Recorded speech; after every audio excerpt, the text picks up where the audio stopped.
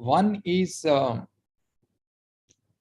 bring all the directors and vice chancellors on one single platform. And we have requested the directors of each inter-university center to make a 10 minutes presentation giving an overview of what these centers are doing. And each director will make a 10 minutes presentation. After that, we will have a few question answers. We will take it up. All the vice chancellors can also ask questions. This is a great opportunity for us to interact with the directors of the inter-university centers operated by, funded by UGC. We need to build the capacity of our faculties. We need to build the capacity in our university system for improving the research ecosystem.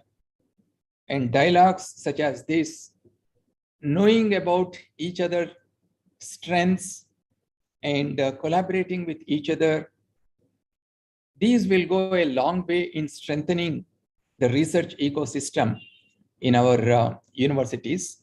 So this is another objective for which we are meeting today, so that these dialogues can continue in future, and we'll continue to work together to improve the higher educational system in our country.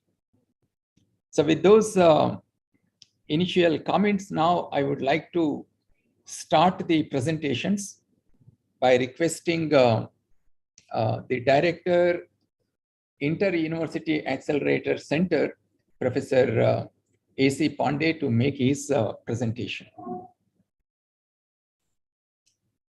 So he will share the screen and make the presentation. Professor Pandey, I am making you a co-host, so you can share and mute and unmute.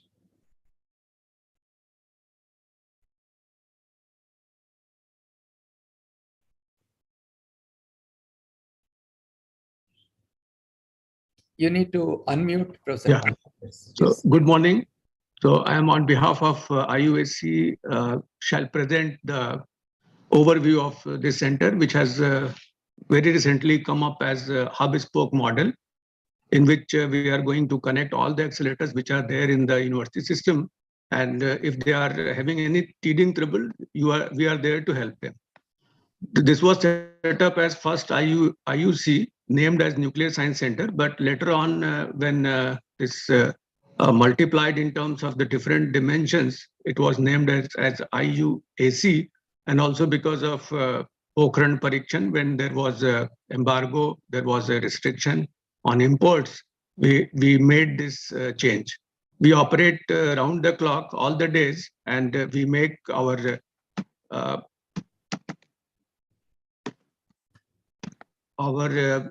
users always available these facilities. So we are among 5 such facilities in the country, but this is one such facility which is readily accessible to all the users from universities, and many such other centers have been developed in the lap of universities, which I said that it is going to get connected after commission decided to have this hub-spoke model.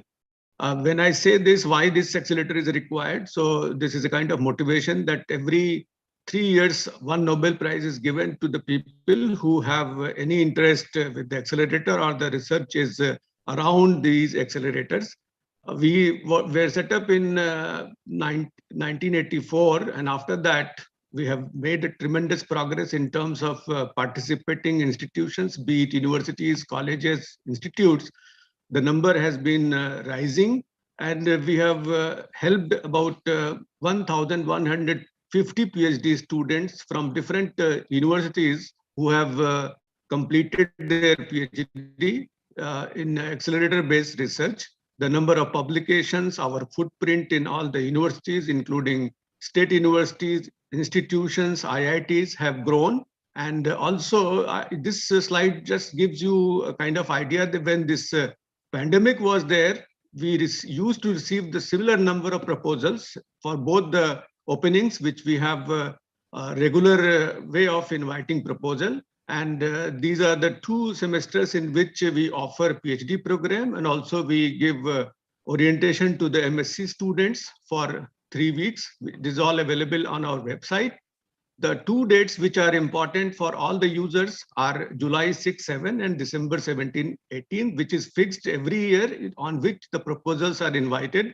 And after the proposals are accepted by an independent committee where IUAC does not have any role, the committee comprises of the people from IITs, from institutions, from universities, and they decide on the basis of merit which proposal and what beam time shall be given. This becomes our responsibility to help the researchers for their TA, DF stay, and also hand-holding for knowing the facilities and also how they can perform their experiments seamlessly. So we also go to different universities for acquaintance program. We make them aware, and these are some of the dots by which you can see we made our presence in many of the universities. And we also conduct a summer program to invite young minds for taking up the challenges in this area. This is our calendar of event, which is already available. This is day all year, like you get some activity for the students, for researchers in different areas. We are going to set up a virtual inter-university computing center with the 3 petaflop computing facility under this national supercomputing mission. And this will also help the users like we have this accelerator facilities. They will be using this supercomputing facility for a variety of purposes. So that is also coming up in the same campus. And our outreach is not limited only to schools, workshops, but also we have several such openings by which we invite people from abroad for talks, and also the students are enrolled. Post-COVID, it has gone much more because it was limited only to 40, 50, but now it is more than 200 and 300 people who participate in these activities in these kind of events. I'm giving one such important area of material science, which was added later on, but it has picked up very fast, and you could see the number of PhDs, number of publications, and also the research group is which is widening. And now we are focusing on device-related things, not only having some kind of permutation combination for doing some experiment and resulting into publications. So we can see the publications from 15 major universities and also our footprint overseas, in which many of the countries, they also participate in experiments. So this is one area in which user base is more. As far as facilities are concerned, we started with one such facility, which is the workhorse. And you could see here, this is the Pelletron, but later on we added this LINAC module, which is indigenous in some aspect, and many such other accelerators were added. This 50 kV acceleration system is our indigenous developed system, which is ready for being made, for making it available to the PG departments in the country. So this is what you see here. We are also adding another accelerator system, which will be replacing the Pelletron, the workhorse, which is shown here, which is now aging and which is now having some oversubscription. So what we have done, we have added this beamline, and 2/3 of this beamline is already ready. That is called high current injector. You could see physically what we have added, and it is further being augmented. While doing this, we have done many of the things indigenously. For example, RFQs, DTLs, and also spiral buncher, and also compact diagnostic chambers, which we have developed. Many such other things have come up while developing this high current injector. And this is going to be one such case which we can say that this is under Atmanirbhar Bharat, a big contribution from our side.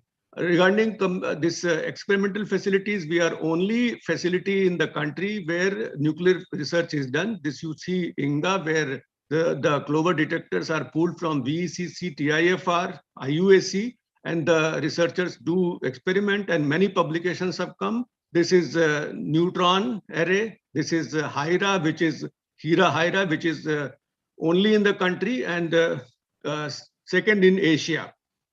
I'm not going to the details. Many such permutation combinations are possible by which you can have the largest possible energy, and you can do a good number of experiments, which we have done. And very recently, I was invited for submitting a review paper in EPJA, where we have showcased, and this is going to get published very soon. These are some of the experimental facilities which are there for exclusively for nuclear physics. This is for material science, and all the characterization tools are available under one roof here.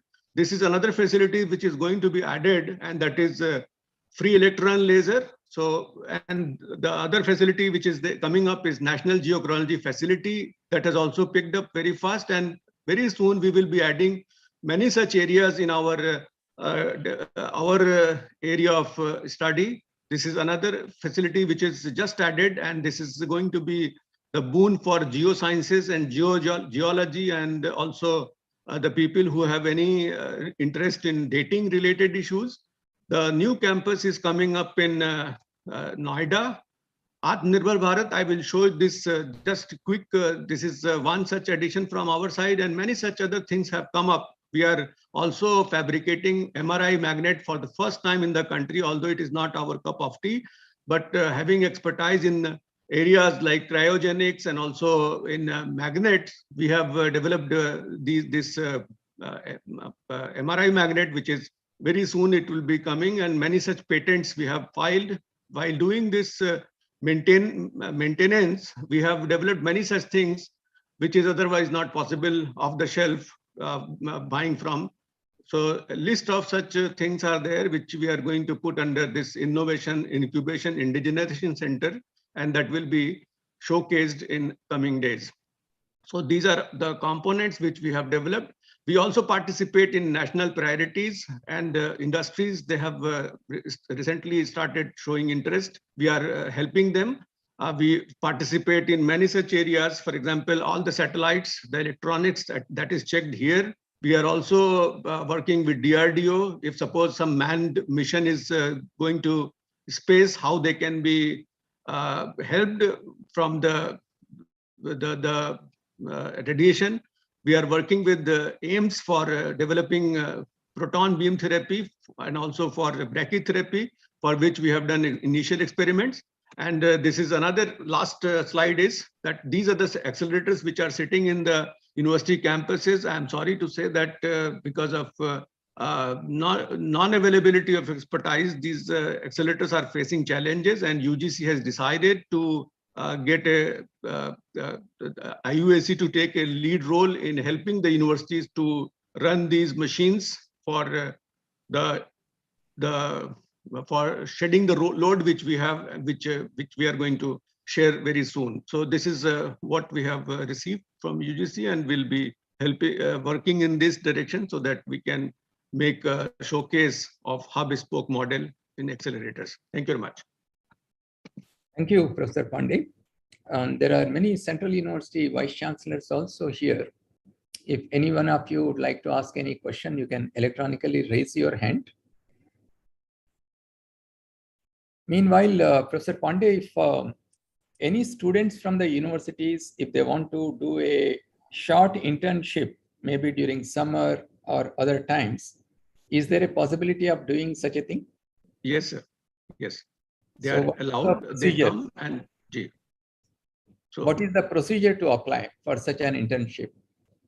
We have course coordinators, and also the coordinators are there. They have to write mail and also express their interest. If the interest of that student lies here, or some available expert is there, he or she can get connected, and then the student is invited in the campus. They work for longer duration for developing something. For example, we are developing ion trap in which a student is involved. So that way we can always help the students. And we have been working for like the youngest student, the BSc students, MSc students, they can be catched and they can be motivated to work in this area. We have a systematic way of identifying things. Yes. So that is good. So there is a possibility for students to come to your center and do short-term internship. Professor B.J. Rao would like to ask a question. Professor Sure. B.J. Rao, could you please unmute yourself? Yeah, thank you very much. Namaste to all of you. I'm speaking from University of Hyderabad. In our university, the physics program is very strong in high energy component, and we have had very good track record on using ion beams and looking at particle analysis, ionization states, etc., etc.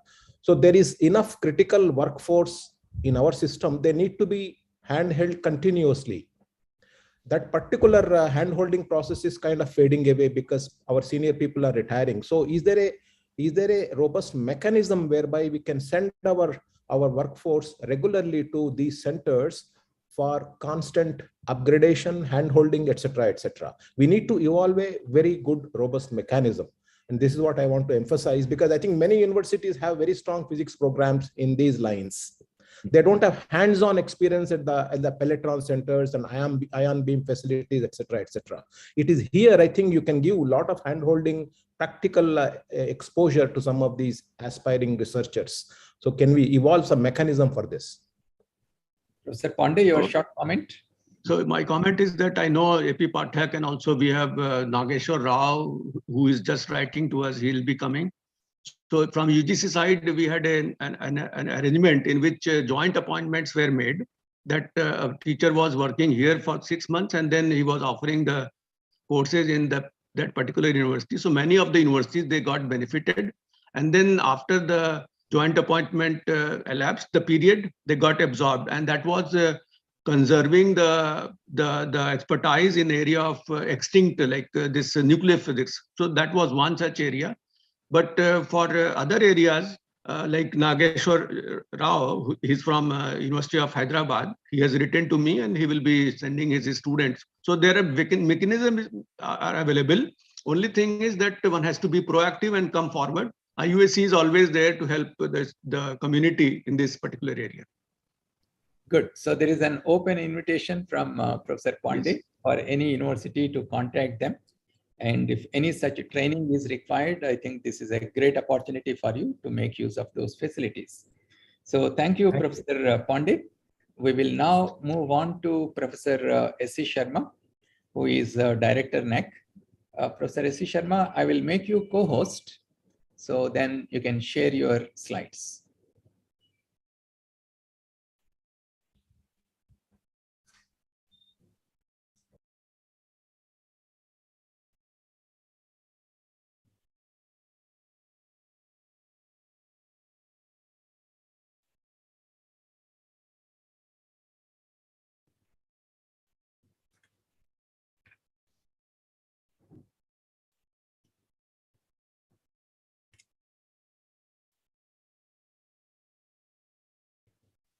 Namaskar.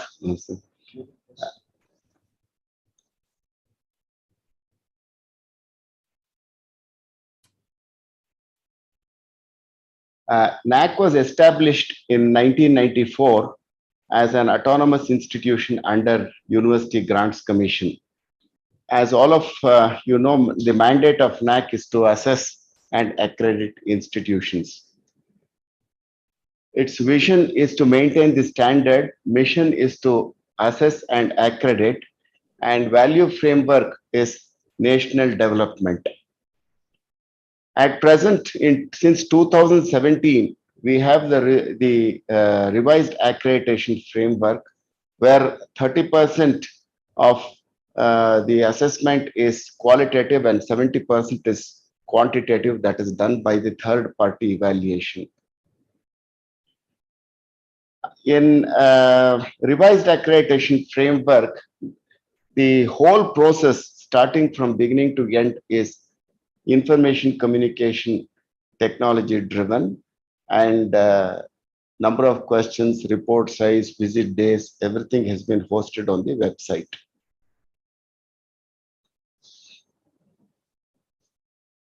After data verification and validation, once the institution gets 25%, that is by the system generated scores, then the peer team visit takes place. In between the process, the student satisfaction survey is also, which is first of its kind, is assessed.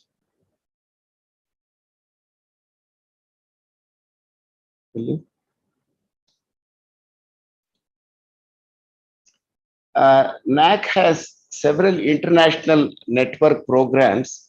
One is with the United States of America, that is called as chia. The other is Asia Pacific Quality Network and Commonwealth Learning European Commission, and a few other countries. These are predominantly the important aspects with international network. This is the core of NAC. First is the registration of higher education institution. Then we have the institutional information quality assurance submission. After that is the SSR. Here we cut, that is, the SSR is sent to the third party evaluation called as data verification validation. Simultaneously, student satisfaction survey is also done.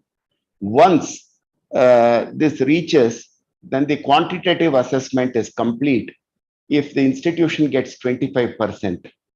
Then after getting 25%, the institution, the portal gives 3 dates, and one date will be selected by the higher education institution for the peer team visit, which constitutes of about 30% of the whole thing. And with the once after the result is declared, either they can come for appeal if they have any grievance. And of course, we continuously handhold based on the annual quality assurance report submission every year. NAC assesses on 7 criteria, starting from curricular aspect to institutional values, and the gradation is from A++ to C. We have different types of manual, as one size fits all doesn't work out. Therefore, we have the dual mode, open, health, teacher education, law, yoga, and highly specialized manuals. And these are the number of universities accredited: 43 central, 175 state, 71 private, 106 deemed to be university, and institution of national importance 6,401. And the number of universities under process of assessment is 161, and number of eligible universities yet to apply for accreditation is 420, and eligible universities is 61, and number of colleges 42,000 and odd as per iShare data. Number of colleges accredited is 8,623. Number of colleges eligible yet to apply for NAC is 26,000 and odd. Number of colleges not eligible to apply for accreditation is 5,350. The whole detail can be seen in the dashboards. And in first, second, and third cycle, universities 707, colleges 13,000 and odd, total is 14,531. Under the revised accreditation framework, as I said, from 2017 onwards, it is 2,741. And grade breakup, A and above, total university and college put together 1,900 odd, B and above 5,900 and odd, C 1,079, total is 9,024. We have prepared a lot of analysis work, and recently we have brought out 33 state level analysis reports on the accreditation and assessment. And we have also submitted to the respective state governments to implement the lacuna wherever the gaps to be filled. And this is a 100% research work on all the higher education institutions, colleges, universities, etc. So, even in the manuals, we have already adopted, in light of national education policy, certain important criteria where it captures national education policy also, and we will further endeavor as and when the University Grants Commission releases the regulations, etc. We will incorporate in the manual religiously. And NAC has a lot of facilities. The recent one is we have a very good studio and Divyanjan friendly lifts, washrooms, etc. Digital library, and it is eco-friendly. Predominantly, the whole process is ICT completely, and now we have the e-office in place, and we have ongoing construction of the ICT building also. And we have the state level analysis report and the fact sheets also for the recommendations of the government and the central government also. And trend analysis report, edited volumes on different quality management systems, best practice series, and analysis of annual quality assurance reports. And there are other publications based on digital contour. Thank you very much. Namaste. Thank you, Professor Sharma. Thank you. Accreditation is a very, very important activity which provides us an idea about the quality of education that is available in an institution. If any one of you have any questions related to the NAC accreditation, you are most welcome. Professor Nilima Gupta, could you please unmute yourself and speak? Good morning to everyone. I would like to compliment Professor Sharma for all the pains he has taken to uplift the accreditation process. But as the data shows that we have a number of colleges which are not accredited, especially in some of the states. So I think that the universities should come forward, especially in motivating the affiliating colleges. And I know that NAC, I think Professor Sharma has not mentioned, but I myself have experienced that NAC also supports workshops for motivating the different colleges or institutes. So I think we should all visit the NAC website and see what facilities NAC is already providing. And we should motivate the other colleges, and we have to increase this number. As UGC also says that the accreditation process should go up. So I think we should all make a collective effort to boost this. And also, I had also proposed when I was in Kanpur that we can have hand holding, like the universities who are good at NAC score. They can provide a sort of mentorship to the not so good institutes or colleges so that we can improve the status of accreditation. I once again thank Professor Sharma for his wonderful presentation and for the efforts he is making wholeheartedly for the improvement of accreditation in the country. Thank you so much. Right. So as you said, Professor Nilima Gupta, this is also my request to all the Vice Chancellors who are part of this program to contact NAC Director and arrange webinars and awareness programs so that the colleges and the universities in your region are encouraged to participate in this accreditation process. And Professor Sharma is always open to arrange any kind of awareness webinars and hand-holding that is required for the accreditation. There is one question to Professor Pandey, the previous speaker.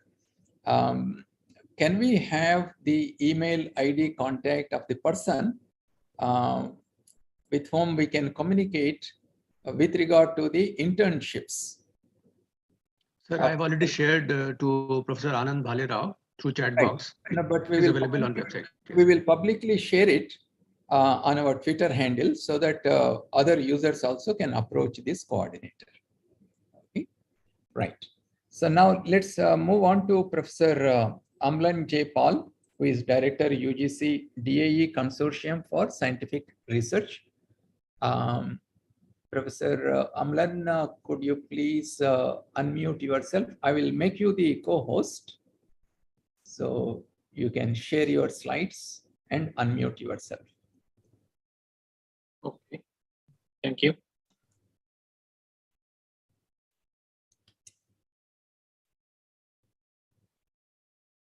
Okay, good morning and namaskar. So I'm Amlan. So I'm now at UGC Consortium for Scientific Research. So as I will explain that we have 3 centers at Indore, Mumbai and Kolkata, and the head office is at Indore. So just a little how we evolved. In 1989, Inter-University Center for DAE Facilities was formed through a MOU between UGC and DAE. Accordingly, UGC established this autonomous institute with 3 centers at Indore, Mumbai and Kolkata. And 2003, it was renamed as UGC DAE CSR, that is Consortium for Scientific Research. And 2013, the MOU was renewed, and the next year we will be needing the MOU to be signed. So what we do actually, so that is the functions of UGC DAE Consortium for Scientific Research. So as you can find that we have names of 2 organizations, UGC and DAE. So we indeed have components of both the organizations, and all what we do is that we support university research system, not only central university research system, but state universities, even colleges. So through UGC DAE CSR, one can access all the mega science facilities of DAE. Like, as you know that we have Dhruva reactor at BRC, synchrotron radiation sources at RRCat Indore, Variable Energy Cyclotron Center, that is VCC at Kolkata. Everything, all these are available to the university researchers. I will come back to this more detailed. Also, we have, over the years, we have built in-house research facilities, and through our in-house research facilities, any researcher from any university or colleges can come to us and access those instruments to do their research. So it is not only for physics research, it is for physics, biology, chemistry, any kind of research they can carry out with our high-end equipments. We also support the university research system through our collaborative research scheme. That is, we open various in-house research activities of UGC DAE CSR amongst university and college students and professors. And we also, our scientists, we also carry out high-end research with our own PhD students and also with the PhD students working in our universities. So that's in brief our functions. So I will come a little detailed now. The DAE facilities, what we do, like for neutron scattering experiments with Dhruva reactor, you cannot do anywhere in India. So it's only at Dhruva reactor you can do that. And this neutron diffraction experiment setup was developed by UGC DAE CSR in 2007. And from that day onward, we are supporting university researchers to carry out neutron diffraction. And as I said, that this is the only setup in India where you can do this neutron diffraction measurements.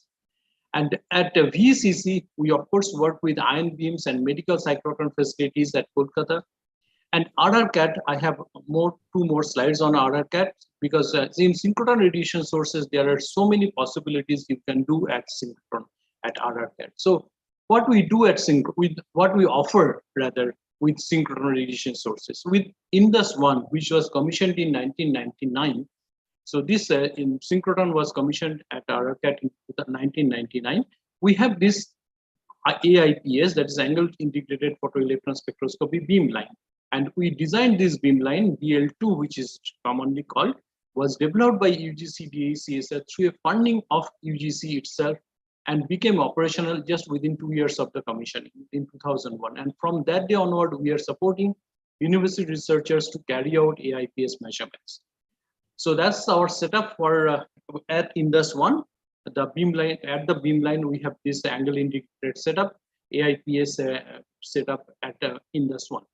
At Indus-2, which was commissioned in 2005, it took a while, so it about 8 years, because we got money from DST to arrange this soft X absorption spectroscopy beamline with an energy range and this and all the details XMCD measurements.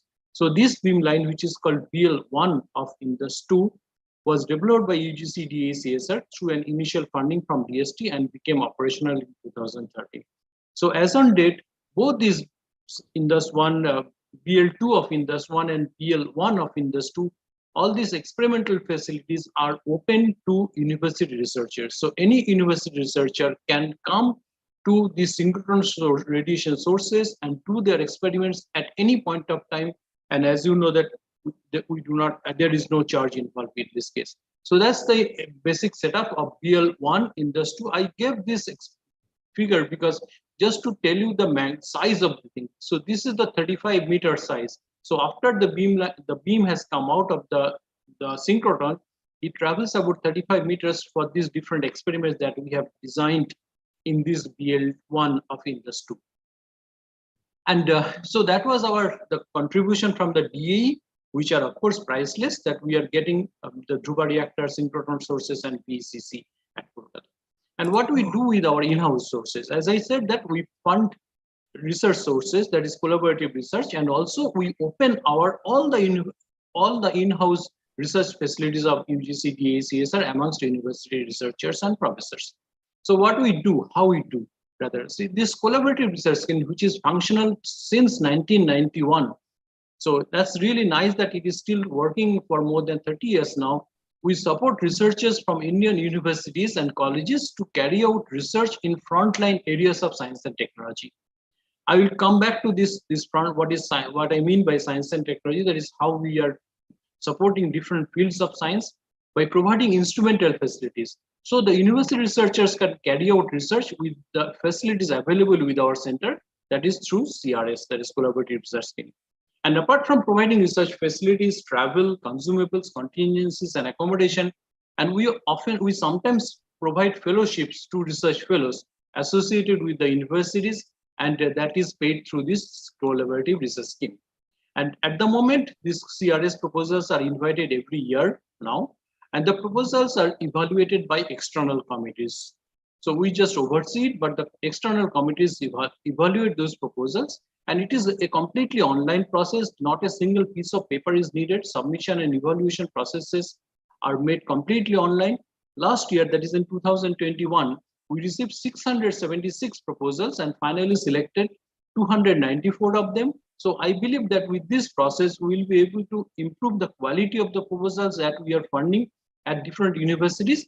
And the these researchers will now use our in-house high-end scientific instruments and also the DAE facilities for research of their PhD students. So the PhD students and also younger professors, they will now travel to us and then do the experiment and then go back home and then write papers and carry out their PhDs.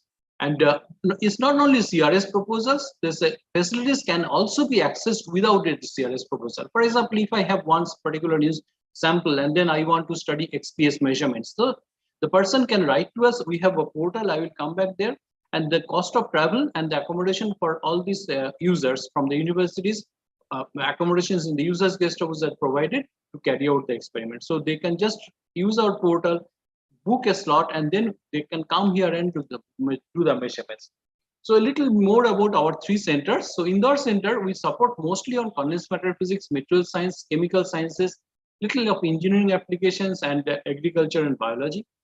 Mumbai Center is a niche area which supports research on condensed matter physics through neutron diffraction studies, because our Mumbai Center is located within BRC, so we have problem with space. So we can support only neutron diffraction studies, but as I said, that neutron diffraction studies you can do only at Mumbai Center of UGC DACs and nowhere else in India. At Kolkata, we specialize on nuclear physics, radiation biology. So that's the new direction we have opened up last year. Chemistry, and provides also access to Peletron, 3 megavolt Peletron accelerator at IOP Bhubaneswar. We have a small node at Kalpakkam. So there we have opened up this 200 kV accelerator facility for the university researchers. And the Kolkata Center, just one more line here. So the Kolkata Center is now housed in the building of Jadavpur University. And we plan to move to our new building at Newtown next to VC's second campus. And we hope to inaugurate Kolkata Center's new building in 2022. So I thank you. And this is our website. And I just want to go back to this list of facilities. So if you click here, you will go to the list of facilities available with us. And then you will find that what are the facilities we have. I am now in online, and I'm click this online part. Okay, so I just show you here also. I have this one. So here you see that the facilities. So if you click here, Indore Center, you will find all the facilities available at Indore Center.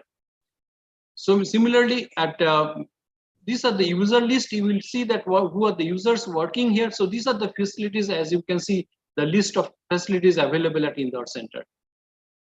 So maybe I am on, yeah. So these are all the facilities available, and any university researcher can come to us and then just use these facilities for their own research. Similarly, if you look at the users list, it's really huge list, as you will find.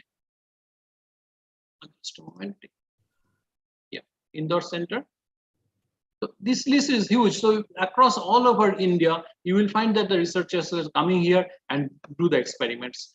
So this is the list of only 2022. So all these experiments we have done over only this year. So with this, I will stop my presentation, and I request all the Vice Chancellor that generally in the month of August and September, we arrange awareness programs, because many of the universities, they are aware of our activities, but if we find that some of the researchers, some of the universities are not aware of our activities, we arrange awareness program through an online mode, where we tell the researchers of that region that what we do and what kind of facilities we have to support your university research. In a nutshell, we want to support research at the university level, central university, state university, colleges, everywhere. So that is all I wanted to say here today. Thank you very much. Thank you, Professor Paul, for a very comprehensive presentation about your center. Thank you. If any of the Vice Chancellors have any questions, you can unmute yourself. I think Professor Anand Balerao has a question. You can unmute and ask. Yes, sir. Very good morning to you all. And first of all, I give my sincere thanks to Honorable Chairman UGC for making this excellent opportunity to speak with this eminent person. So I have one small question for Professor Sharma, sir. As I worked, I visited many universities and institutions for accreditation by NAC, as well as NBA also. AICT has come up with one excellent facility. Key institutions which have gone accredited at least 3-4 cycles for various programs by NBA, they are appointing the experts from these institutions to work as a mentor for the accreditation of various institutions. Like that, do we have plan that NAC will appoint some mentors to guide the universities or institutions who will guide them for preparing the accreditation and all these one? I will not take the name. Recently, I have visited one institute. Institute has good potential, but they were not aware about how to prepare this, how to present it in a presentable form, in a right form. So if some mentors are appointed, they may guide this institution, and it will help to increase number of institutions approaching for the NAC accreditation. We do a lot of hand-holding program, and we have conducted more than 700 or 800. We have a good studio. We believe in complete digital and online meetings and hand-holding programs, etc. And recently, when the present UGC Chairman Saab was our Chairman Executive Council, we invited A++ institutions and we asked them to give their best practices, and we have done this. And we will take your suggestion very positively, sir.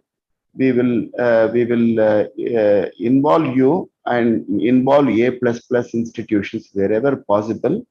And certainly we will take it forward in the larger interest of the country's higher education, along with the University Grants Commission's Paramarsh scheme also. We have been continuously doing hand-holding and online programs. It's a good welcoming suggestion, sir. We will certainly take note of it.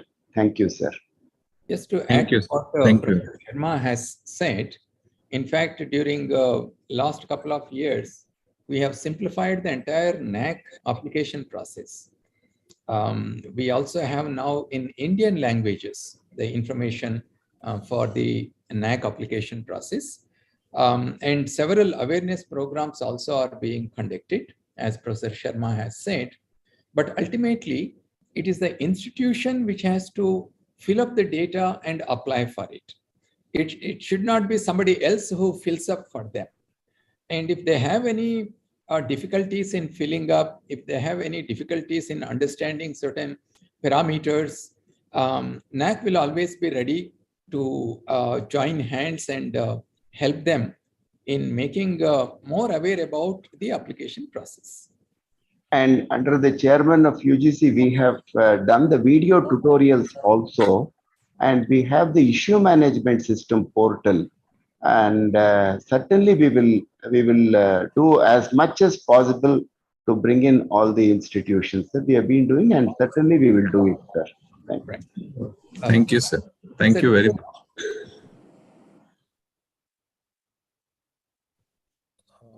Can I ask a question?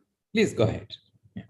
Professor Paul, I really enjoyed your presentation. I vividly recollect indoor CAD days when I was in TIFR Mumbai.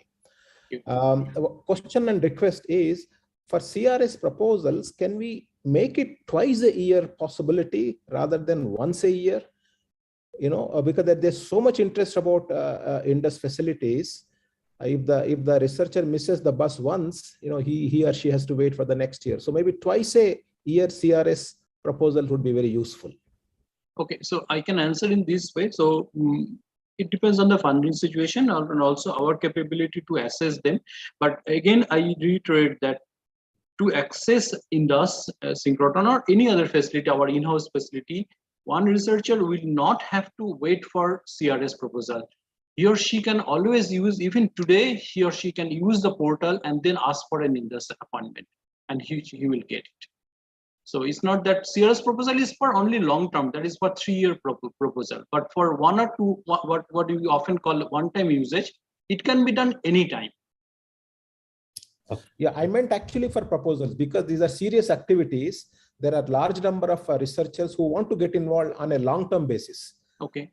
So, you know, twice a year possibility is a very useful addition, in my opinion. Okay, yeah, I thank you very much. So we just have to look for the budget, that whether we can provide that, because last year, if I shared that for CRS projects, we spent about 5 crores last financial year.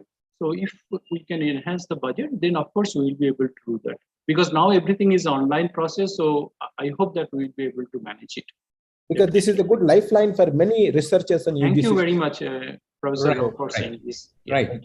As Professor Paul said, it depends on the availability of the funds and also their own capabilities there, how many people they can take. But Professor Paul is open to look into this request. Thank you, Professor Paul. Now we will move on to Professor Pian Singh, who is the director of the Inter-University Center for Teacher Education. This is a new center which has been established by UGC, and it has a lot of significance for all the universities. Professor Pian Singh. Sir. Am I visible and audible? Have you shared your slides? Yes. Sure, sir, sure. Yes. Good morning to all the honorable dignitaries now connected with this meeting, and thanks to Honorable Chairman UGC for this great opportunity. Sir, as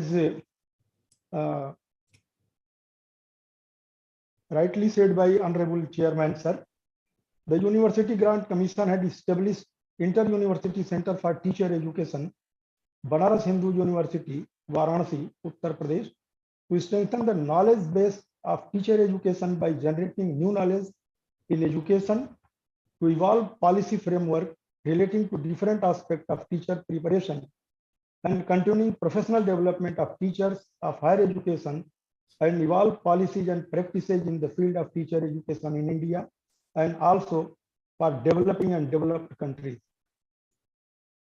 The foundation of Inter-University Center for Teacher Education was led by our Honorable Prime Minister of India, Sri Narendra Modi ji, at Banaras Hindu University on 25th of December 2014. The vision of the center is to nurture a sustainable ecosystem for capacity building of teachers for transforming higher education. The mission of the center is to become a center of excellence in higher education through research and innovation in pedagogical and technological interventions, advisory and policy making, global collaboration, and networking for developing quality teachers. Establishment of permanent campus of IUCT BHU. The center has its own campus, which is in establishing phase. Although the campus buildings were inaugurated virtually on 23rd December 2021 by the Honorable Prime Minister Sri Narendra Modi ji, but still some works are remaining and CPWD is likely to hand over the buildings by end of June 2022. Academic activities. After joining as director, when I met to Honorable Chairman Sir, he rightly desired, and also by the Chairman, our GB, Professor J.S. Rajput ji, to prepare a roadmap. And in this regard, we convened two meetings, one in Varanasi and other in IUC, New Delhi, with different subject experts. After these meetings with experts, a roadmap has been prepared, which will be placed in coming Earth GB meeting on 27th of May 2022. The main focus area of roadmap are as under: continuous professional development and internationalization. Sir, as recommended by NEP 2020 in para 1510, each faculty to participate in 50 hours of continuous professional development programs every year for their own professional development.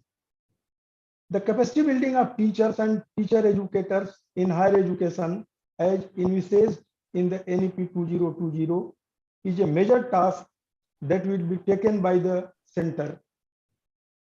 IUCT shall design programs, courses for continuous professional development of teachers and teacher educators with appropriate inputs to energize the faculty, motivate and inspire them to be best motivated and capable faculty in HIs.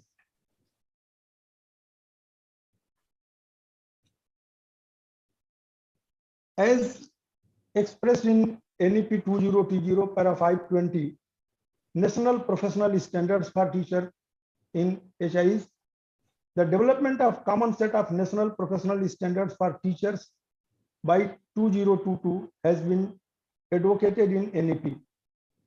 The vision and idea of NEP 2020 may percolate in this NPST and pave new way for higher education system. The spirit of NEP 2020 must be retained in the NPST, although NCT has prepared a preliminary draft for NPST for school education especially, but for higher education, I think there is no professional standards till date. Therefore, it is a new challenge and IUCT intends to embark upon such an initiative, which is aligned with the vision of IUCT also. Ancient Indian knowledge system. NEP 2020 has a sharp focus on Indian knowledge system, languages, culture, and values. Higher education plays an extremely important role in promoting human as well as societal well-being. IUCT shall contribute in this direction in the following ways, which is enlightened with the vision of IUCT. A, development of a model to promote Indian traditional knowledge and moral values in the formal educational curriculum, and initiation of research projects to explore the traditional and holistic and multidisciplinary learning from our ancient Indian knowledge system and Gyan Parampara. Strengthening the faculty at the entry level. To address this, IUCT is planning to develop a training program in pedagogy, in teaching at the entry level for young faculty members for a period of 3 months initially, including few other activities like ICT integration in higher education and cooperative and collaborative pedagogy for higher education for improving the quality of teachers and teaching in higher education institutions. Technology in education, digital content, online courses, technology platform, digital infrastructure, and capacity building. IUCT may develop model courses for teacher education to strengthen online education and liaison with the dedicated unit of MOE's Government of India to provide support for capacity building for teachers and teacher educators, ensuring its accessibility to the diversity of learners. IUCT, as an apex body of teacher education, may serve its role to support in-service teacher professional development through the use of technology. Networking and collaboration. To develop networking arrangements with other institutions working in the field of teacher education, IUCTs shall collaborate with top-ranked university institutions in the field of teacher education nationally and globally.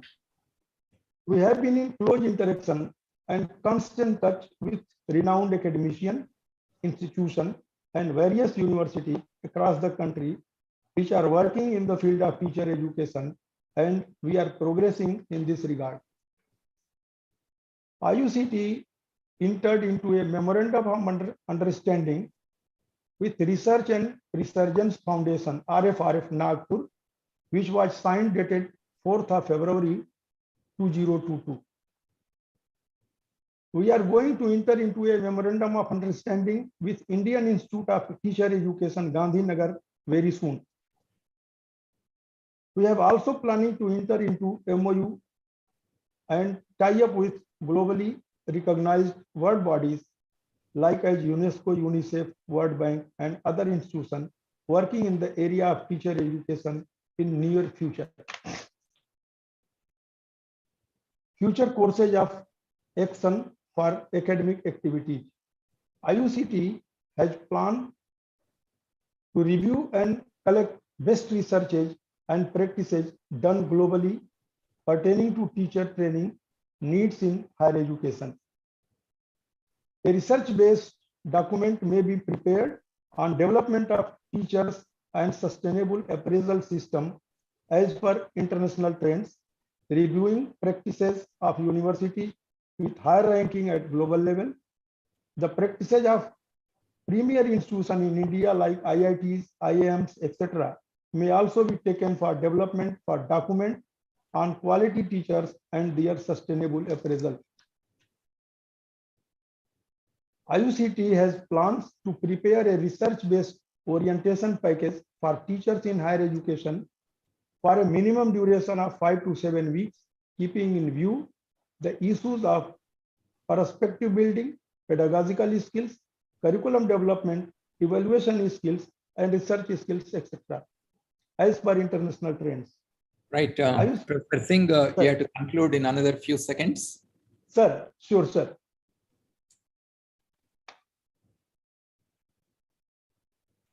As per our vision document and bylaws governing the cadre recruitment rules for non-vocational and academic post of IUCT, the sanctioned post or finalization of the department has been put up as an agenda point in 8th GB meeting. Sir, still we are in progressing phase.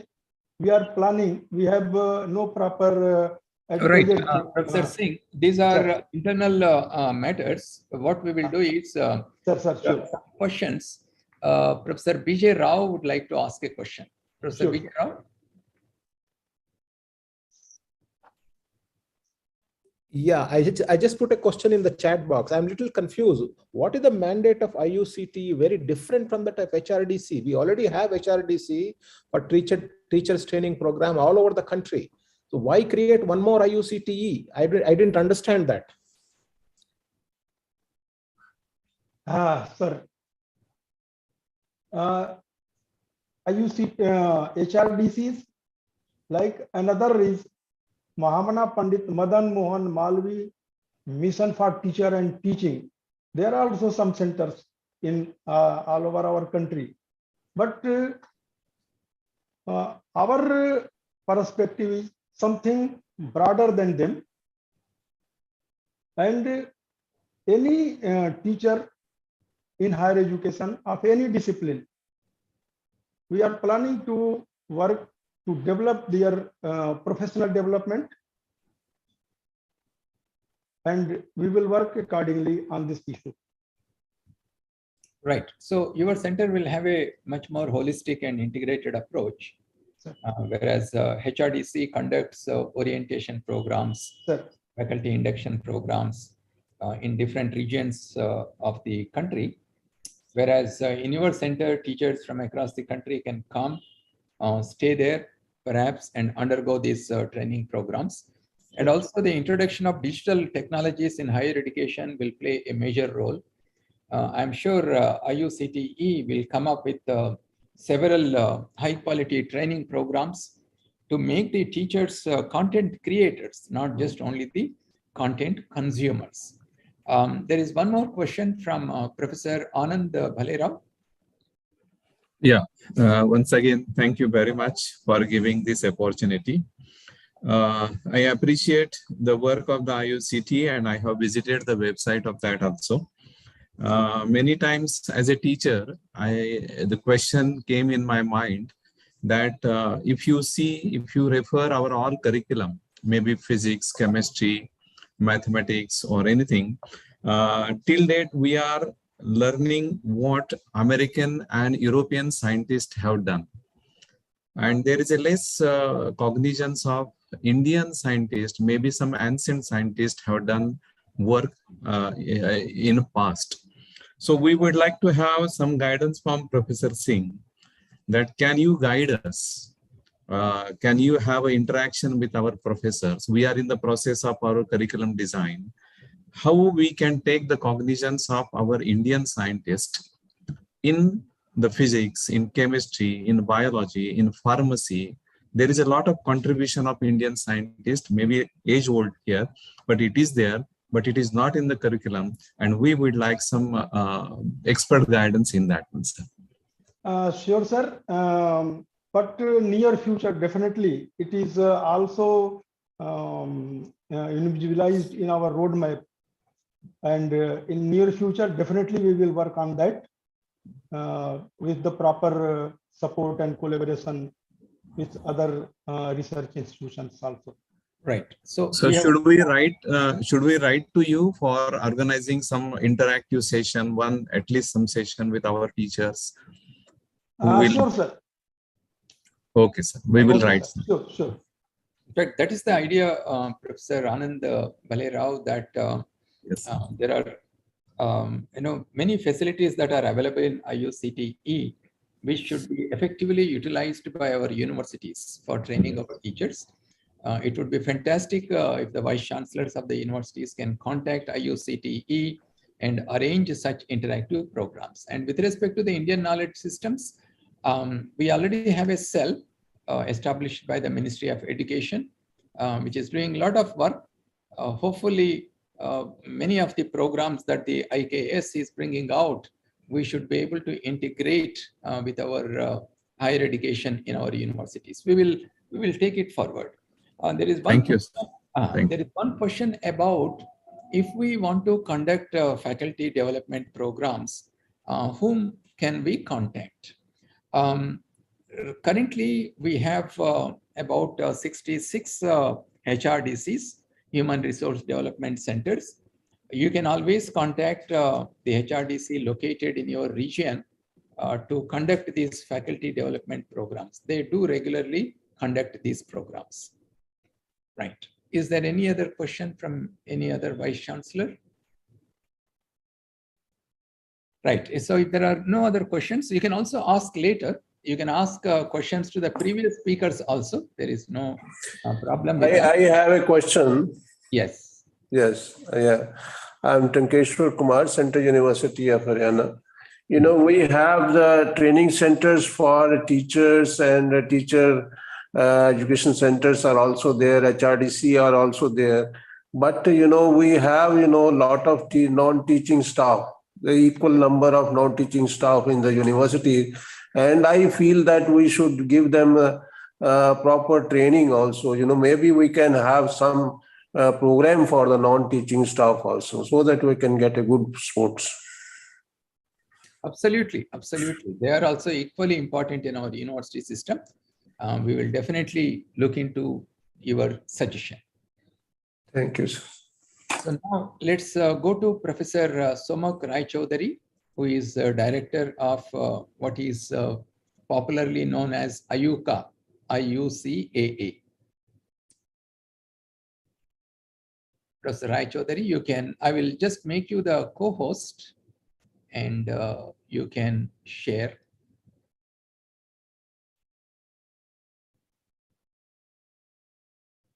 Thank you very much indeed. I hope I can be heard. Thanks for giving me this opportunity. I represent the Inter-University Center for Astronomy and Astrophysics in Pune.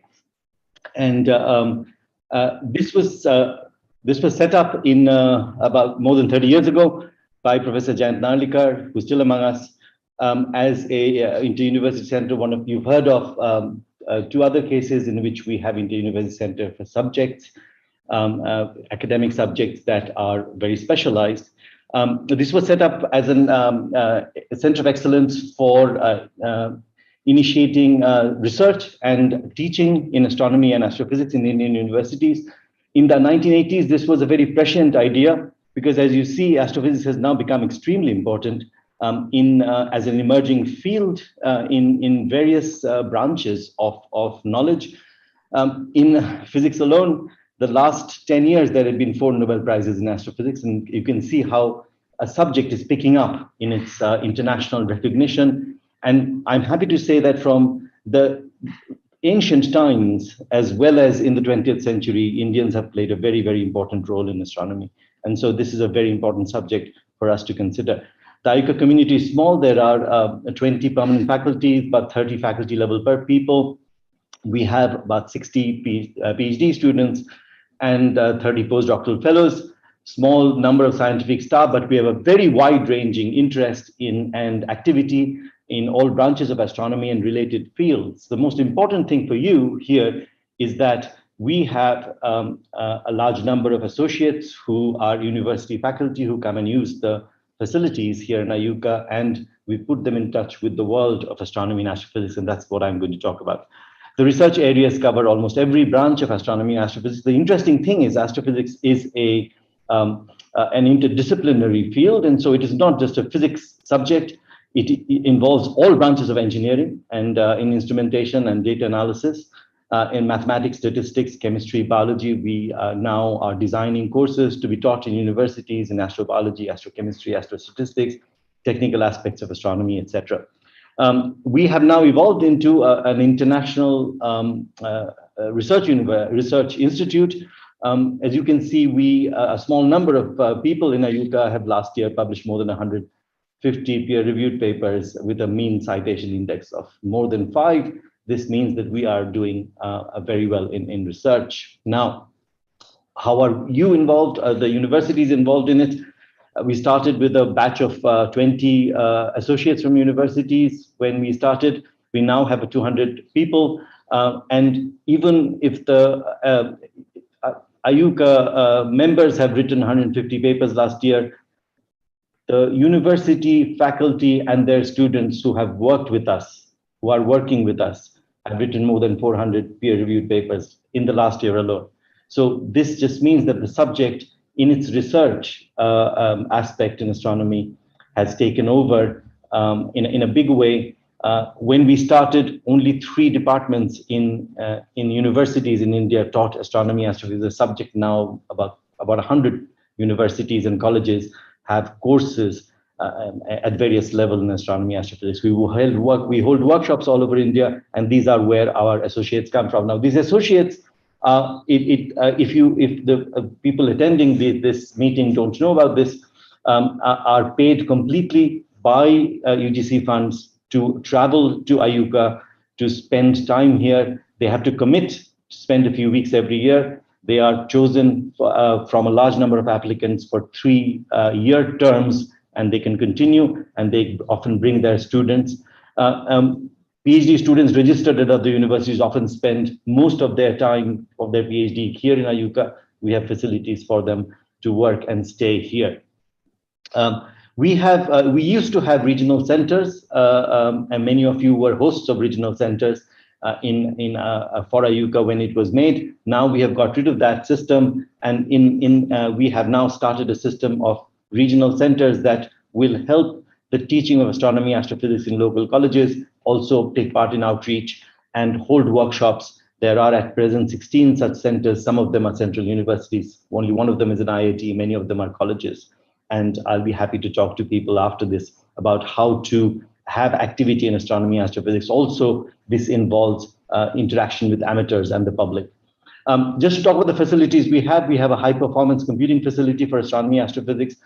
It is now about 0.75 petaflops. It is the 10th largest such system in the country. And it is, as you can see, nearly 100% used, more than 50% used by university members who log in remotely to use these facilities for purposes. And I just give you one example of research done using these facilities. I'm not going to talk about much research today.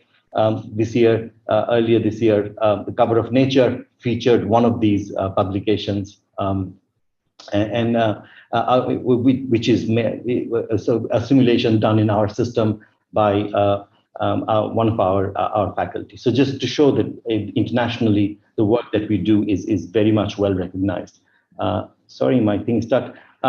We provide a gateway into facilities, Indian facilities, as well as international facilities in astronomy, astrophysics.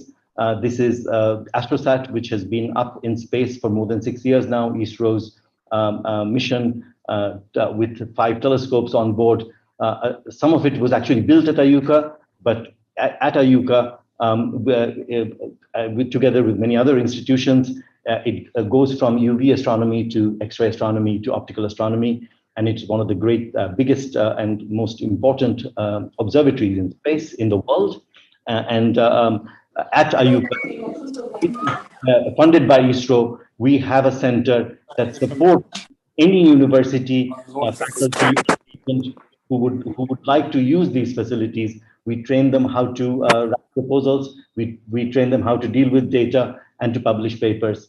And about 60% of the users come from the university sector, and we've been training them for the last few years. ISRO funds this.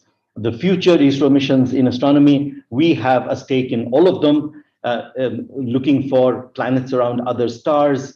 Aditya L1 is the Sun mission that will be launched, actually not September, but now it's been delayed to January.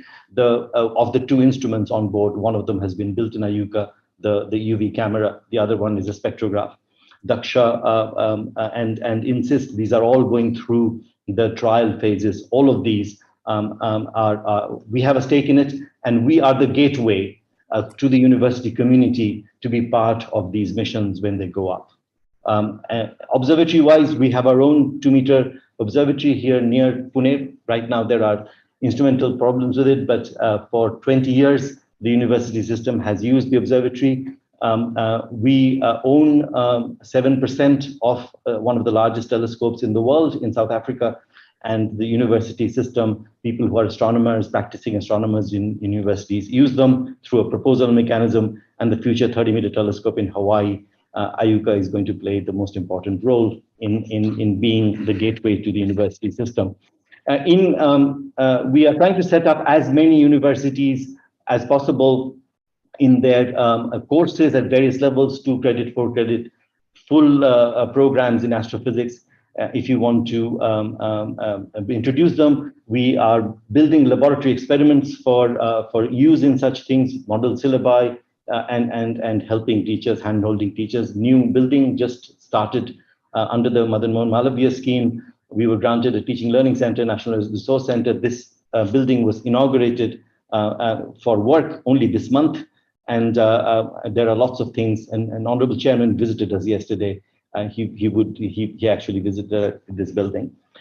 We have the program in which in the teaching and learning, we are developing all these courses to help university faculty, even if they are not astronomers, to be able to give astronomy courses. The National Resource Center has been producing SWAYAM and ARPIT courses, as well as other digital stuff. And recently, we've been granted an Office of Education by the International Astronomical Union based in Paris to develop methods of bringing in astronomy in high school education, which is a very interesting part of it. All through the lockdown, even though the building was not there, we've been online doing various courses for both students and teachers, summer schools, winter schools, as well as hands-on courses. For university students, the question was asked for another IUC. We now have an MSc program, which I'll talk about, but in the summer and winter programs in person and now online, we have many. Our website has information about them. Our PhD program has 3 ways of getting into the PhD program, including NET and JEST. And we have short-term and long-term student projects for MSc and BSc, as well as internships that are all the details are on our website. We just this year started with Pune University, an MSc program with just 12 students in astrophysics. This is the first of its kind in the country. There used to be one in Osmania University, and this will be a long time ago.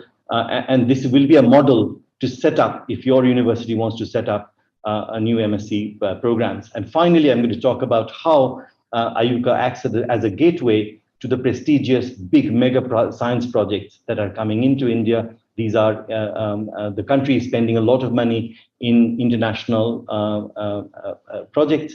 I'll talk about the first 2, the 30-meter telescope, which will be built in Hawaii. This is, quite a lot of newspapers and media are covering such things. The fact that India has now decided to get into these big projects, the 30-meter telescope. The largest telescope now is 10 meters across. This is going to be 10 times the area of it in Hawaii. And the stakeholders are 5 countries. India is 10% of this mission that is going to cost $2 billion. India is contributing not in cash, but in kind. If you can see this mirror, the mirror of the telescope, it has 492 small mirrors. India is building 10 of them. And all the mirrors will have a guiding mechanism. The instrumentation will be built in India, and IUCA is playing a very important role. The important thing is when this telescope is built, the users will come from the universities in India.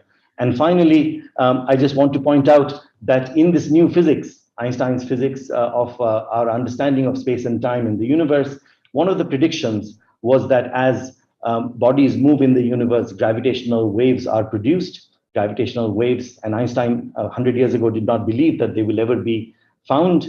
They were detected 5-6 years ago, and in the first detection paper that rapidly led to a Nobel Prize, the 1,000 people who were authors of the paper, 40 were working at Indian universities, and 10 of them in my institute. And the method that was used to detect this gravitational wave was actually developed here in India. So it's very interesting that we have been involved in Nobel Prize winning science, but we have not won Nobel Prizes yet. Our main mission is to make sure we connect the Indian university system now to leading research worldwide. So this is why the 2 LIGO detectors in the US who actually detected these gravitational waves, we are connecting with them to build a 3rd one here in India, and it will be in Maharashtra. And the proposal is now in the advanced stage of being approved by the cabinet right now. And it is the DA institutions are in charge of building the facility. It is going to be here, and the 4 institutions, and IUCA is a science stakeholder. And when the system is built, it is IUCA's role to run the observatory and connect the universities to it. So this is emerging big science facility in India, and what it will look like. And finally, I'm just saying that we are building up the science team. As you can see, in the teams, we are now research institutes and IITs predominate. We are trying to get out to the university system as much as possible to build these teams, to bring them together with the international community. We are very, not, this is I just showing about LIGO, we are very, very active on social media, but IUCA's all activities are on social media. Please connect with us. And also, I would like to end by saying that not only do we cater to the university population, we have a very big commitment to connect with the general public and with school students. And through our university associates, we want to do this, and we're doing this in many places, to connect to outreach in the local areas surrounding your university. Thank you. Thank you, Professor Samak Rai Chaudhary. Yesterday I was there with you in your institute. In addition to the high quality research that you are doing, what was very impressive was your outreach to the schools and to the students, and the kind of self-learning low-cost models that your institute has been building. They are really outstanding. I only hope that we scale up those efforts and reach out to the students to create that interest in them in pursuing science. Congratulations.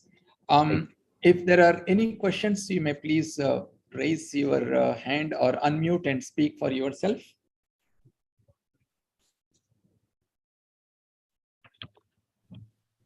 Right. I don't see any hands here.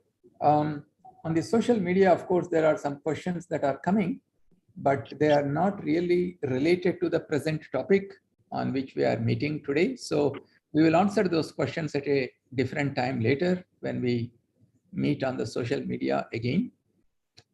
Let's now go to Professor J.B. Nadda, who is the director of the Consortium for Educational Communication.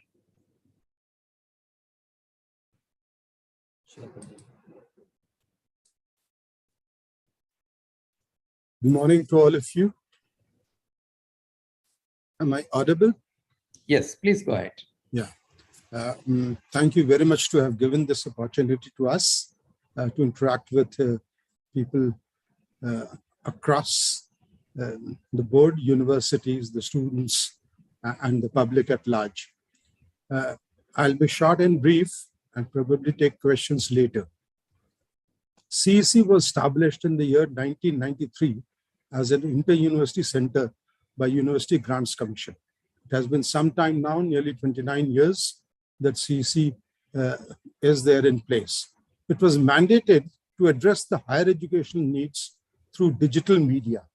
The CEC is Consortium for Educational Communication and generally known as CEC. We have got 21 educational multimedia research centers, EMRCs, across country. So we are at the moment in Delhi, the headquarters is in Delhi, but our 21 media centers is across country. We are also the national coordinators for non-technology courses, Swayam MOOCs and Swayam Prabha. Now, this is the setup that we have. We have our centers across India to pursue the digital education across India. And the centers are located from Srinagar to Madurai and Pondicherry, and this side Calcutta to Dibrugarh. So each center is working under the guidance of CEC, and we are trying to achieve the targets which the government has been giving and UGC expects from us and carry on the show of digital education. Till now, we have enrichment videos, 16,500 enrichment videos exist with CEC.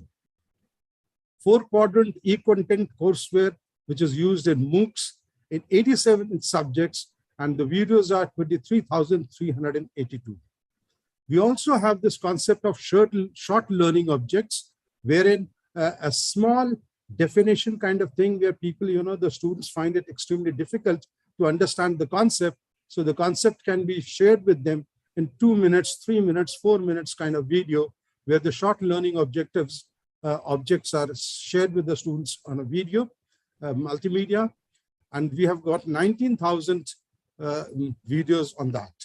We have 7,000 live and recorded lectures for the students for undergraduate and postgraduate.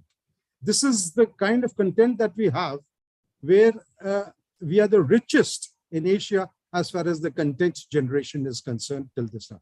We work with 21 centers and we allot the responsibilities to these 21 centers and we continuously develop it.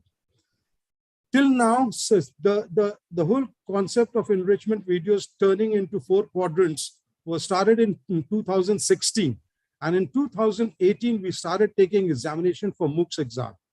Now, from 2018 till now, till 2022, we have developed 460 MOOCs, which I would say is Herculean, because keeping pandemic in mind, and 2 years, the studios were all closed. And should you also know that there is not even a single teacher with CEC. We do not have any teacher. We go to the universities, we find teachers, we build relationships, because in MOOCs, what happens is, while to help the faculty grow, to come in front of the studio and the camera, and then develop itself and develop a course. Not only this, after developing the course has to run for a semester. So that kind of commitment is extremely necessary. And I look forward to, it is a great opportunity that we have today, that all vice chancellors are there. And then probably they would also identify some good faculty and connect them with us so that we are able to pursue our work and reach further. Now we have got 460, we have divided into 4 streams: art, language and literature, social science, natural and applied sciences, management and professional courses. So this is the distribution of 460 MOOCs that we have developed till now. Total number of MOOCs that we have developed is 460. Total of number of MOOCs delivered on SWAYAM platform is 925. The enrollment that has taken place till now is 20,67,330. Though not much, but yes, we have grown for 5,000 students to 20,67,330. This is probably, we think that universities and the colleges probably were unaware of MOOC courses being. Now the regulation also exists that 40% credits can be earned by online education. So I think the universities request the vice chancellors and the principals and the students also to come and join and take online courses so that the students can take the benefit of it. Total number of credits issued, certificates issued, that is 32,190. Now this is low as compared to the enrollment ratio. That is one, probably the cost of the taking examination online is as much. And secondly, people do take the advantage of reading the material and then taking the examinations in their own colleges and universities. So probably that could be the thing. We have also translated, you are aware of it, that the government has given us the duty of translating the entire content that we have. You understand the magnitude of content that we have into 12 different languages. Earlier it was 8 and 4 more have been added to it.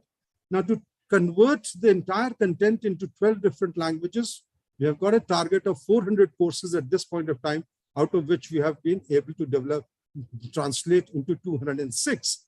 But again, this has been done by the teachers of various universities. We had reached the central universities. We had requested the vice chancellors then to identify teachers in different regions, Malayalam, for Malayalam in Kerala, for Telugu and Tamil Nadu in different places. So the vice chancellors did help, identified the teachers, and we were able to translate it. So I would request all of them to come forward and help this digital education in a big way. At this point of time, till now we were developing 87 subjects had been developed. As far as course is concerned, those were developed on model curriculum of UGC. Now what we are doing is the entire content on 4 quadrant is on choice-based credit system. We are now developing 8 degrees, complete degrees, B honors in psychology, B honors in sociology, economics, political science, history, public administration, commerce, and mathematics. Now, these are the subjects that we have taken up, and we are trying to do it. Probably we'll be able to roll out these subjects by this July. There are a few things. It appears to be easy, but when you come to the studio, it becomes extremely difficult. We also have a responsibility of Swayam Prabha. We have got 10 channels. Earlier, we had 3 channels. That 7 more channels were given to us by the government and the UGC. the SWAYAM board decided that CEC must handle 10 channels. So these are the distribution of the 10 channels located at various places, Iflus, Delhi, Jamia, Patiala, Ahmedabad, and other places.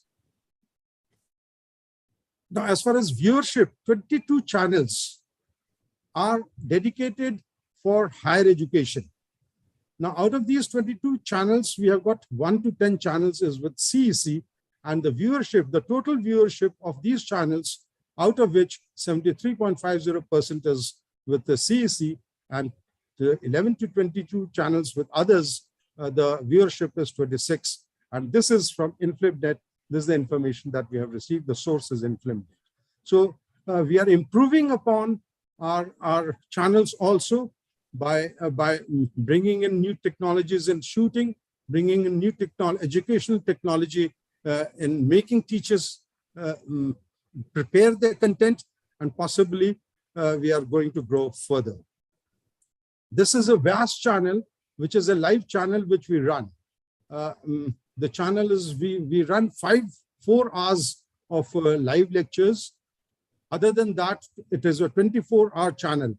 I must make you aware that even during pandemic, we did not miss 1 hour of program. We housed 2-3 technicians all the time on the campus. And then the program was running all through 8 hours, repeated by 3 hours, 3 times a day. The total e-content available with NMEICT is 14,237.5 hours. Fresh content produced till date is Sir Nadda, Professor Nadda, you have to conclude in another few seconds. Yes, then I move forward. We have got outreach initiatives, programs, educational documentaries. We make documentaries as well on the in the areas of environment, development, human rights, Swachh Bharat, which was adopted in 2018. We have Prakriti Film Festival, and these film festivals, school children of 11th and 12th standard, and the first years and second year students are also brought in. And then we do have this festival, and it is a big show that we conduct. We have also included sign language in our Swayam Prabha project, wherein we have got a panel of 6 people who, for live lectures, they come here, and along with that on the screen, we show that in sign language also, so that nobody misses out. Thank you. Right. Thank you, Professor Nadda. It's a very, very useful resources, but some universities may not be aware of the contents that are available on your website. One suggestion I have is if a link to your website can be provided on all the central university websites. This is a request to all the vice chancellors. You know, all our websites in the universities have a link for the library, and that's where the students visit quite often. And within the library link, if a link can be provided to the CEC resources, I think that will be very, very useful to the students. And my request to Professor Nadda also is you please separately write to the vice chancellors of all the central universities. And in fact, the rest of the universities also, with a request to create this link in their library portal. And somebody from your office can monitor the central university library link and make sure that your link is created there. That's okay. We'll do that. We had started with digital lounge in the EMRC centers that we have across country, where the students could come and even port the content if they so wished. So, but then we'll do that for the link. Yes. Right. Thank you. Thank you very much. Let me see if there is any question. From Tejpur University, Professor Shekhar Sarkar.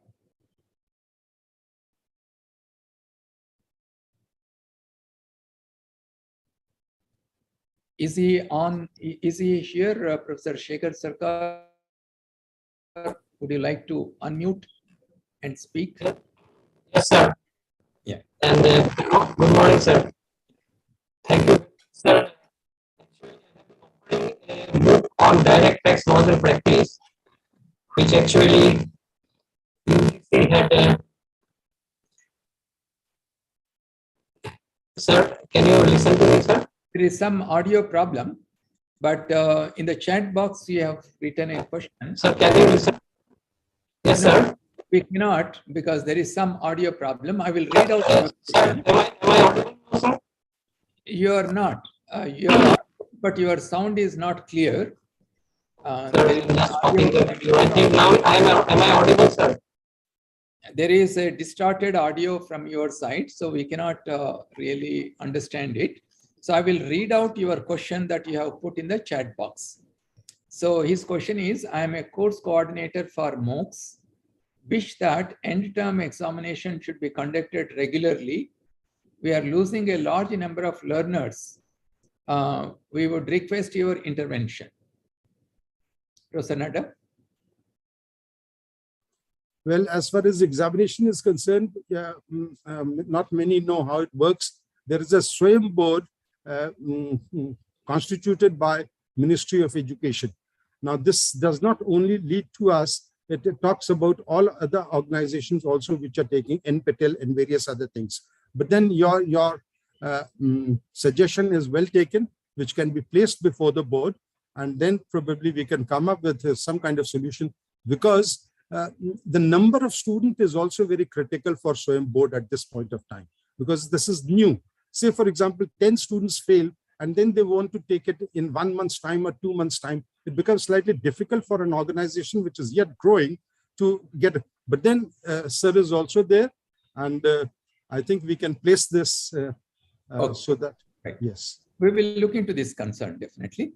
Now, let's move on to Professor JPS Jurel, who is the Director of Information and Library Network Center. This is another very, very important resource for our students and the universities. Professor Jurel.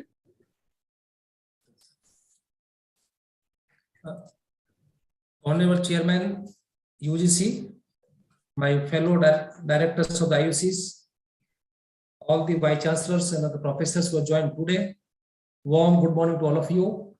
And I congratulate and thanks our honorable chairman for giving this opportunity to have the live interaction with the stakeholders.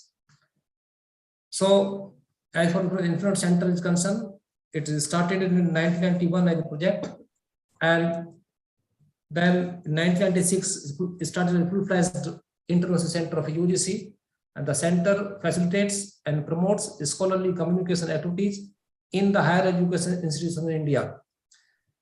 The total activities of the center be categorized in 8 verticals. The first vertical is that is the library automation. In library automation, we have got 2 major that is the component. The first, the team here that started to develop the state-of-art integrated library management software for automation of the libraries, and it was launched in 2000, that is the almost 22 years back. And since then, 3 versions have that they come up. And the last year we launched SOL 3.0. So as of now, more than 4,000 institutions of the country are using the software, and other that is the Union Catalog, that is the Egct, that is the online catalog of the metadata of the books of the university libraries. As of now, we have more than that is the 1.8 crore books of 205 universities. This data is available, and our second component is that is the one of the highly used or demanded in the university system, that is the access to the e-resources. So this is the component where as of now we are providing that is 21 resources, more than 10,000 journals to the 315 universities and institutions. It is the funded by the centrally, or say Ministry of Education, and more than 3,400 colleges are also using this facility. More than 6 lakh books of the NDLI and about 2 lakh books from the Information Center are being available for all our the stakeholders. And other here, that the other component, that one of the best that this pandemic situation, that is the remote access facility. So when the students and faculty members were forced to sit at home, so there was no access of the e-resources at home. So we took this problem and accepted a challenge. And as of now, more than 250 institutions are using our technology, that is the InFed, that is the off-campus access provision. So this is the best facility for the university and colleges. Now, other vertical, that is the open access initiative. So one, that is the Sodhganga. Sodhganga, that is the repository of full text thesis. It is mandated by UGC in 2010, and it is the duty of each and every institution to deposit their soft copy to this portal. And as of now, around 360,000 theses are available here. And on this, using this today's this meeting, I request the vice chancellor of all the universities to instruct their that is staff to upload the thesis on this portal of each and every thesis. And second thing, that is our under again centrally funded, we are giving the free, that is the plagiarism detection software to each and every institution. As of now, more than 1,000 institutions are using this facility, and this is the centrally funded project. And one more thing, that is from here, that we are hosting the ICSR data service. All data from Ministry MOSPI, it is being that is hosted here. So this data is highly useful and authenticated, and also the source and the methodology and each and everything that mentioned on this portal. This is highly useful data for higher education institutions and research students. Now, our another, that is the vertical, that is the e-learning. So in the e-learning, that is we have 5 or 6 components. So the first one, that during this pandemic situation, when the students were set home, so our team here took a challenge and they developed that the Infinite Learning Management Service. Now, the basic feature of this ILMS is that it has more than 1,000 pre-populated courses which are available on different portals. So it is launched in 2020 by Honorable Chairman of the UGC, and I'm happy that more than 50 universities are using this learning management software, including around 8 to 10 central institutions are also there. And also that is here, that is the EPG Pathshala, that is the content hosting. So this EPG Pathshala, we have more than that is the 23,000 videos, 23,000 e-texts of the 76 that is the PG courses. This is highly useful nowadays even also. And the average, I think, that is the per day, that is the hit of this EPG Pathshala is around 80,000 that is the viewers on per day. And also the Vidyamitra, which is that is all the contents, this course that they developed and used some time back. Nowadays, we are here in archival, we are hosting this Vidyamitra also. It's more than 66,000 videos and more than 44,000 e-texts are also there. And this, the Vidyamitra has awarded the best OER, that is global award in 2018. And also we are here, that is in the Swayamprabha, that is we are here the technical, that is the partner. So managing the 34 channels, the web portal of this Swayamprabha, the archival of the courses, and also the program schedule we are managing here. And Swayam also, the Swayam we are also, we are providing the technical support to the CGC, and also archival of the UGPG courses of the non-technical background. We also offering one of the course, that is the research ethics from our developed by our Infinite Center. Now, other thing vertical, that is our scholarly network. So one of the old, that is the component, that is Vidwan. So Vidwan is the premier database of profiles of scientists, researchers, and other faculty members. As of now, we have around 125,000 experts database here available. So this provide all information of the faculty members who are available in this portal. Now, 2 years back, we launched that is the modified of this Vidwan, that is the IRNS, Indian Research Information Network System. It is the web-based, that is the service. Here we have created the instances for around 508 institutions, covering all the IITs, all the that is the central university and state university are also there. Now here that is around 80,000. The profiles are there. The basic feature of this that the IRN is that to have the complete profile of the that is the faculty members, departments also, institutions also, in terms of whether the citations, H index, collaborations, joint authorship, or all type of the features are available. It's highly the demanded as of now, and highly useful also for that the it help as in the case of the say ranking and accreditation. Now recently another article recently we have that they launched our honorable chair on the 10th May, that is the Sodha Chakra. So before the Sodha Chakra, I can share one thing. On 15th of this March, UGC has issued the that is the guidelines for the higher education institutions to have their R&D cell in each and every university. So one of the component in the R&D cell to have your Sodha Chakra. So this Sodha Chakra that is the virtual space which facilitates the students, the research scholars to provide their complete information from that the registration to award of the thesis on this platform, and also this integrate that is the millions of resources available in the open that the OER on this platform that is highly useful for the students. From this portal, universities can manage their database, UGC can monitor, and UGC can also have the idea about the trends, number of students on these subjects that PhD are going on. So this is the Sodha Chakra. And other vertical, that is our accreditation and ranking. So in accreditation ranking, sir, that is the Information Center. As far as the ranking is concerned, that is the National Institute of Ranking Framework, that is the NIRF, and Utter Innovation Ranking. So for that, we are here the technical partner. We are providing the that is the web applications, and from data capturing to end of the analysis, we are doing this work for the Ministry of Education through NBA.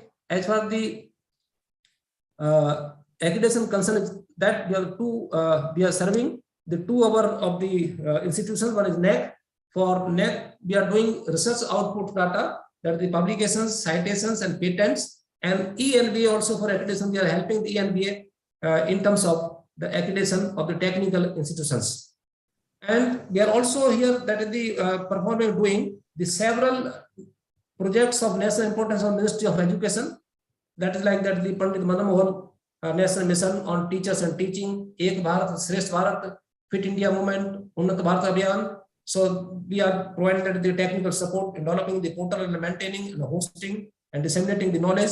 And also we are doing the providing the e-governance services to UGC, whether it is the UGC DAB, the scholarship fellowship scheme, deemed to universities, Institute of National Importance, UMP, right. All some travel. You'll have to conclude now. Okay, sir. And we are also that is the our providing the service to our the other institutions also, like Study in India, NTA, and that the open universities and state universities and some central universities also in terms of that their technical and ICT development. And last one, that is our we are also conducting training programs for the faculty development of the institutions. And in the end, sir, we are also, I can say that in the coming future, we'll be ready to that the launch one of the most applicable thing, that the Egct, that is the discovery and discovery service for the e-resources. So that if we able to launch this, we'll save huge amount, that the crores of rupees. And also we will happy to, I think, say by the end of this year, we will go for this development of the soul, that is the bare-based. And one more thing, sir, last, that is the two things, that is the, again, that is the mentioned in the National Education Policy, one, that is the internship scheme for the UGC students. So we have started working the portal for that internship program. And also last one, so that is the, again, that is the recommendation of the National Education Policy. There must be a, at central level, that the depository of national, that is the research data repository. So we are also working on this, and I am hopeful that by the end of this year, we will be able to come up with the solution of these things. Thank you, sir. Thank you, Professor Jurel. Very, very informative presentation and a rich collection of resources for the benefit of our students. The same suggestion that I have given to Professor Nadda, please ensure that in all our Central University Library portal, a link to the InflipNet is created, and ask somebody from your office to monitor and make sure that this link is present. Okay, sir. Right. I'll just wait for any questions. Professor Paul, could you please go ahead and ask? Yeah, thank you, Dr. Professor Jurel, for the presentation. I just had one query that I know that at UGC CSR, we get the core journal facilities like AIP, APS, Web of Science from Equipment. But there are some other journals and also search engines like Science Direct, ACS, Wiley, Institute of IOP. Those journals we buy because I think from Equipment they negotiated some price and we buy those journals at that particular price. Will it be possible to buy from Equipment so that we do not buy these journals in duplicate, like other IUCs and other central universities must also be buying those Science Direct journals and other journals. So then we will save a lot of money. I mean, all the central will save a lot of money. Right, sir. That is a good question, sir. And to my reply to this question, that a country is marching ahead for having the one nation, one subscription and all the journals, whatever the database will be acquired, that we go for national licensing. And as of the plan, even the common man will have the option to access all the resources. I'm hopeful that the government of India will take a decision soon, or very soon, sir. This is in the pipeline. Few meetings have already been done, and the final meeting is due to be in the first week of this June. So let's hope for some good outcome from there, sir. Thank you. That will be very helpful for us, because I know that even for this core journal, without the core journals, we are spending more than 1.5 crore every year for those other journals. So, and if it is purchased centrally by Equipment, we all will save, not only IUCs, but also Central University will save a lot of money. Thank you very much. Right. So the efforts are going on. Professor Paul, I think soon we will have one nation, one subscription. Very nice. All these journals should be available to us. Thank you very much. Right. And Professor Anand Bhalerao has a question. Yes, sir. Thank you once again. The question has came out from the issues we face it with reference to the ranking by NIRF as well as accreditation by National Board of Accreditation. Yes, some part of work is on our side also, but the main question is about the variation in the author affiliation. Number of research publications given by NIRF on DCS to us and actual number of publications, even citations, there is a variation in that one. When we get a mail from NIRF, this is your data, please verify, and if you have any objection, tell that. So we have to work a lot on that one again. So how universities and Equipment can come together and overcome this issue. On our side, I will just tell in short what efforts we are taking. Okay, we are trying to make aware all our faculty members and researchers what affiliation they should show it. But whatever it has been earlier published, there is a problem for that one, sir. For example, this year's data of NIRF, we have at least difference of 700 to 800 citations, what they have given us and what we have it. We have given the proof of that also. Sir, generally here for the NIRF purpose and also the NAC purpose, because we have the large number of institutions. Now, if we go for that, the 2 day for one institute and other day for other institutes, so citation vary from day to day.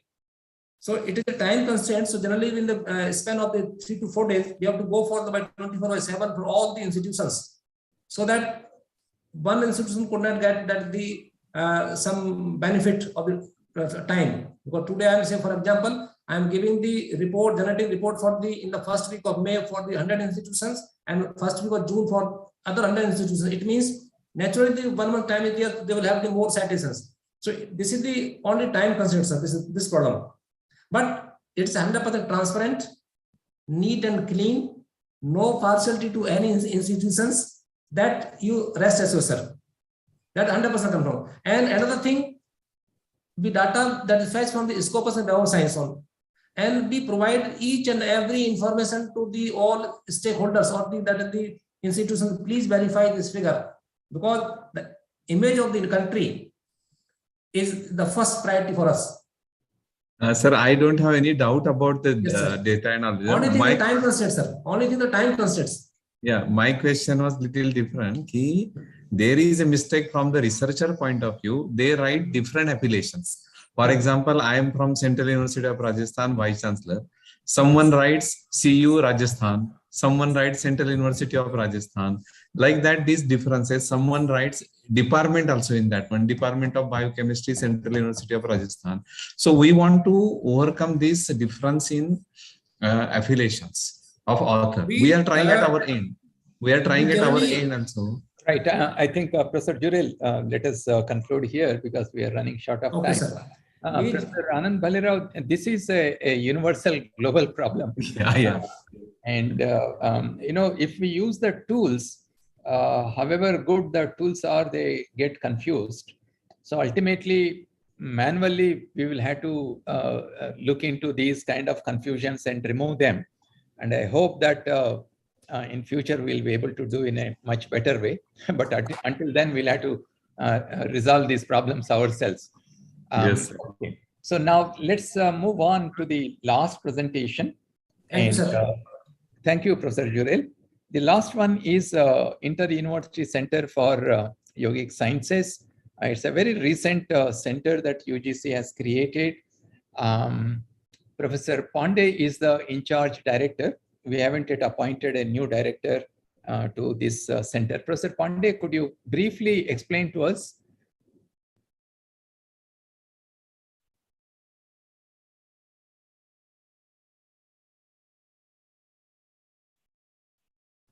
So the center is new, as Honorable Chairman has already spoken about that. So this was in 2014 when in United Nations General Assembly, Honorable Prime Minister spoke about the importance of our soft power, that is yoga, and the issues relating to knowledge divide and also galloping consumption that leads to troubled world, and also this the stressed planet and issues relating to the Millennium Development Goals which are yet to be fulfilled. It was proposed and also it was highlighted that by changing our lifestyle and also creating consciousness, we can deal with the climate change and also we can live a good life. So International Yoga Day was started, and we are organizing every year, and this year this is being organized in government of Karnataka at Mysuru. So this center was set up in 2018 when this got registered under Societies Registration Act, and then it was the governing council, governing board was constituted, and the director NAC, Professor Sharma ji, he got this MOA registered. So many of the things have happened after that in terms of procurement, acquisition of land, and we are in the process of getting that land for IUCYS. We have got 10 acres land donated by S Vyasa. The another 15 acres land has been given by Bangalore University. Today in the morning itself, I came from Bengaluru after meeting the Chief Secretary and also the Advocate General, because the case is there regarding the bio reserve and all that, which is being filed, which has been filed by somebody as a PIL. So the CRR, the cadre recruitment rule, DPR, and also for Standing Finance Committee, all those inputs have already been prepared. We have constituted several committees. One committee is for operationalization of makeshift office, which is looking for the how we can have a makeshift office in Bengaluru, and also we can use the resources what we have at IUC to start working without waiting much. The new campus comes. So this committee is already working on that. Bangalore University Vice Chancellor has assured that he will give about 4 rooms in his campus to have a functioning office in that premises, which will also supervise the building activities in the vicinity when this building gets started. The second important committee is for policy on yoga education, research and outreach. Honorable Chairman has already constituted several committees by which we are looking for the offshore campuses in which the soft power of India is going to be utilized in a big way. So we should have some sort of policy on yoga education, how we have to conduct research, what will be the outreach. These are some of the things which need to get formalized so that in other country, in the soil, other country, we don't face any kind of issues. So you can see we have inducted people from modern medicine, be it neuroscience, pharmacy, and also people from AIMS, PGM, IMR. They are the people who are helping us in putting all the scientific evidences in place and making a good case for making it understandable for the others. The other important thing which we have just discussed, that is yoga science communication in that committee, and we are compiling all those evidence-based research which has been conducted in last 1 decade, and also it is being connected to the Indian knowledge system. You can always see here the same sort of composition, people from Niti Aayog and also from All India Institute of Medical Sciences.